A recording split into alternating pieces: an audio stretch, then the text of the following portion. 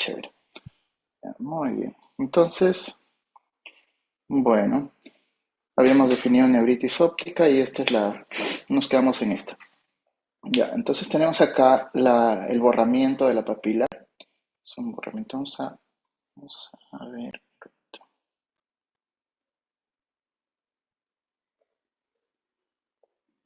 un segundo. Sí, mejor para que. Ya, entonces, ya. Entonces tenemos la pérdida de la relación copa-disco, el borramiento de la papila, la inflamación, la hiperemia del nervio óptico, que se traduce en la foto que ven acá, ¿no? A comparación del nervio óptico sano, donde vemos una relación copa-disco que generalmente es de 0,3, el color es diferente, los bordes son delimitados, ¿no? Muchas veces puede haber en la neuritis óptica hemorragias intraretinales en astilla, paralelas o adyacentes al nervio, a las fibras del nervio óptico, ¿no? Entonces, esto nos va a dar una alteración en la pupila que se llama efecto pupilar aferente, ¿no? Que consiste en la pérdida, alteración del reflejo consensual, ¿no? Esto, en semiología de oftalmo deben saber que la pupila tiene una reactividad a la luz, ¿no? Se define como pupila fotorreactiva y se altera en la neuritis óptica, ¿no? Acá podemos ver, siempre vemos el nervio óptico un poco elevado, sobre elevado, el borramiento del, de los bordes del nervio óptico, la ingurgitación de los vasos, de la salida de los vasos, ¿no? Entonces, de acuerdo a esta clasificación, lo que hemos visto son cuadros de papilitis, ¿no? De inflamación de la parte anterior del nervio óptico. Básicamente lo que hemos visto es una neuritis óptica anterior. Hay que saber que también existe una neuritis óptica retrovulvar, detrás del ojo, que vamos a ver realmente un nervio óptico aparentemente sano o discretamente hiperémico, o si es que está en el tiempo, discretamente pálido. Pero básicamente esta patología es detrás de la cabeza del nervio óptico, ¿no? ¿Y cómo lo vamos a diagnosticar? Semiológicamente, la neuritis óptica retrovulvar tiene dolor a los movimientos oculares y se ve en las resonancias de órbita con contraste, ¿no? Otras patologías del nervio óptico son netamente vasculares, en las cuales son la neuropatía óptica isquémica anterior arterítica, relacionada con una enfermedad muy directa que es la arteritis de células gigantes, y la neuritis óptica isquémica anterior no arterítica, ¿no?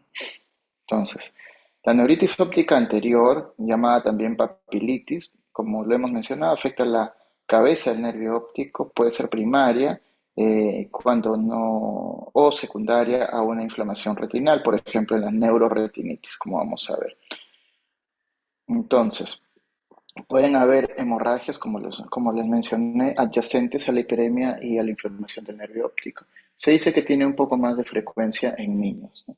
Acá podemos ver otra hiperemia del nervio óptico. Pues es importante hacer un examen de fondo de ojo a la sospecha de esta patología, ¿no? Este era un paciente con un fondo de esclerosis múltiple, ¿no? En este caso es una tuberculosis ocular que vemos unas manchas amarillentas en el fondo del ojo que provienen de la coroides, pero adyacente a esto estamos viendo una hiperemia del disco y un discreto borramiento. Esto es una papilitis con una coroiditis asociada, ¿no? En una tuberculosis ocular. Este es un paciente, miren, observen acá, no se ve nada de la papila, ¿no? Exudados blandos, adyacentes, como que representan zonas de microinfartos, alteraciones vasculares, y la estrella macular, que es característico de una enfermedad que se llama neuroretinitis, cuya causa más frecuente es la Bartonella henselae, ¿no? Esto se llama también enfermedad de arañazo del gato.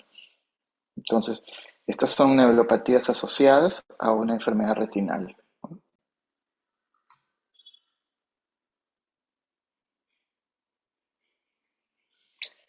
Entonces, etiológicamente podemos clasificarlas de acuerdo al origen como desmielinizantes, a la cabeza la esclerosis múltiple, que es más frecuente en mujeres jóvenes, ¿no? La enfermedad de Devic, llamada neuromielitis transversa, que es más frecuente en hombres. La enfermedad de Schiller, que es una enfermedad bastante rara y muy agresiva.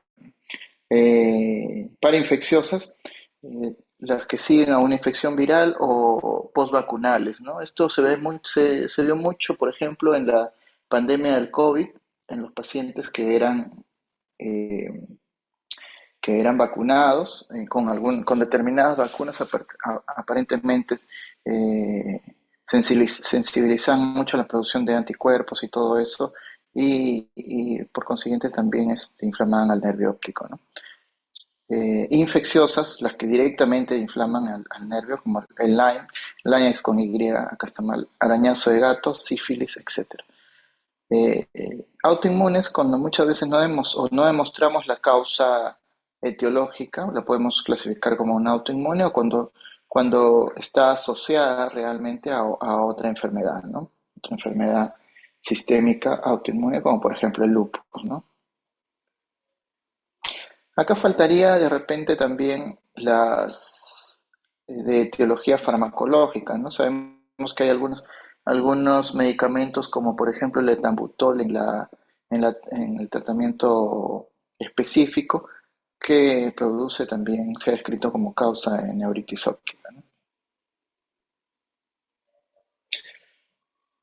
A la sospecha de una neuromielitis, que es un diagnóstico diferencial a una esclerosis múltiple que debe entrar en el plan de trabajo, su descarte, eh, incluye la resonancia magnética, en la cual vamos a ver áreas hiperintensas que representan desmielinización medular, ¿no? Generalmente es una neuritis óptica bilateral, puede ocurrir en cualquier edad, es ligeramente más frecuente en hombres y es una enfermedad rara. La neuropatía o la neuritis óptica, el aspecto de la papila, como les mencioné, puede estar normal al inicio, es frecuente en adultos y se asocia muchas veces a esclerosis múltiple, sobre todo en mujeres. Acá lo que vamos a ver es un aumento de la intensidad del contraste en, en el nervio óptico, en este caso más en el derecho que en el izquierdo. La neuropatía óptica isquémica anterior no arterítica generalmente son oclusiones vasculares, es un infarto parcial o total de la cabeza del nervio óptico, como se ve ahí o como se define. Generalmente está asociado a una oclusión vascular, ¿no? En este caso más frecuente las arterias ciliares posteriores cortas y las enfermedades predisponentes, obviamente la hipertensión, la diabetes, la dislipidemia, entre otras, ¿no? De ahí pueden ser enfermedades vasculares, síndromes más raros antifosfolipídicos, ¿no? Algunos mencionan movimientos bruscos, como por ejemplo el síndrome de latigazo en un choque, por ejemplo. También se han descrito como causas de esta patología. La neuritis óptica isquémica anterior, en la cual vemos o relacionada a arteritis de células gigantes, es una urgencia médica, ya relacionada a la causa de fondo, ¿no? Pacientes mayores de 65 años, generalmente pacientes más grandes, ¿no? Eh, y existen algunos criterios diagnósticos, ¿no? Acá sobre todo tener en cuenta que está relacionado a arterias grandes, ¿no? La arteritis de células gigantes afecta obviamente la temporal, la oftálmica, las ciliares posteriores, ¿no? Entre criterios diagnósticos, claudicación mandibular, dolor cervical, proteína C reactiva positiva, velocidad de sedimentación positiva. Entonces, las complicaciones oculares de la arteritis de células gigantes, la neuropatía óptica isquémica anterior arterítica, los episodios de amaurosis fugas donde los pacientes de pronto se les va la visión y posterior a unos minutos la recuperan. Es importante pensar, sobre todo si son mayores, en descartar esta patología, ¿no? Exudados algodonosos en el fondo de ojo, oclusión de la arteria cilio-retiniana, oclusión de la arteria central de la retina, un síndrome isquémico ocular y que el paciente vea doble, ¿no? Entonces, cuando ha pasado todo este evento, existen las atrofias ópticas, ¿no? Que pueden ser primarias cuando no tienen no se produce por inflamación del nervio óptico, o la secundaria en la que sí. En este cuadro vemos la atrofia óptica, cómo se ve, ¿no? Este es en un cuadro de fondo de un paciente con neuroretinitis. Acá vemos la estrella macular que se está borrando. Esto era un fondo de una bartonelosis, ¿no? La atrofia óptica, por eso es importante tratar una neuritis óptica lo más pronto posible, justamente para evitar el daño irreversible del nervio óptico y que el nervio evolucione a una atrofia óptica. Una vez que tenemos una atrofia óptica, ya no se puede hacer nada más por el paciente, ¿no? Entonces, primaria, cuando no haya inflamación previa de la cabeza del nervio óptico, o sea, no existe papilitis, ¿no? Generalmente provienen de lesiones de la vía visual, desde la porción retrolaminar hasta el cuerpo geniculado lateral.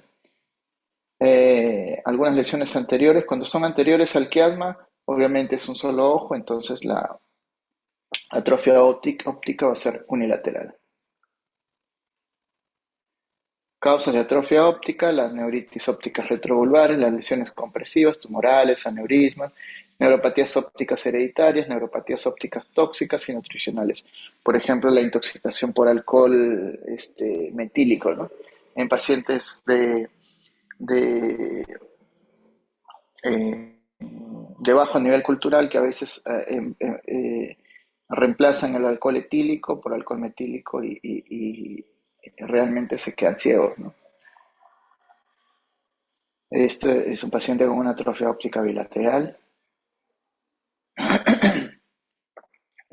Secundaria es cuando ha habido una inflamación previa a la cabeza del nervio óptico, o sea, lo que sigue a una neuritis óptica, ¿no? Por ejemplo, el papiledema crónico, neuropatías ópticas isquémicas anteriores, papilitis, ¿no? Acuérdense que papiledema es la definición que se hace al edema de papila secundario a hipertensión endocraniana, ¿no? Eso es importante recordar, ¿no? Papiledema secundario a hipertensión endocraniana, en este caso tumoral, ¿no? Tratamiento, obviamente tenemos que ser muy agresivos, lo más rápido para disminuir la inflamación es la metilprednisolona, hay que hospitalizar al paciente, metilprednisolona 250 miligramos endovenosos cada 6 horas, ¿no? Por 3 días. Posteriormente prednisona por aproximadamente un mes. Se dice que el interferón beta reduce las recurrencias de la neuritis óptica y baja el riesgo de esclerosis múltiple, ¿no? A la larga podemos usar ahorradores de corticoides como terapia inmunomoduladora, ¿no? Muy bien. Hasta aquí neuritis óptica. ¿Alguna pregunta sobre neuritis óptica? Pasamos al otro tema.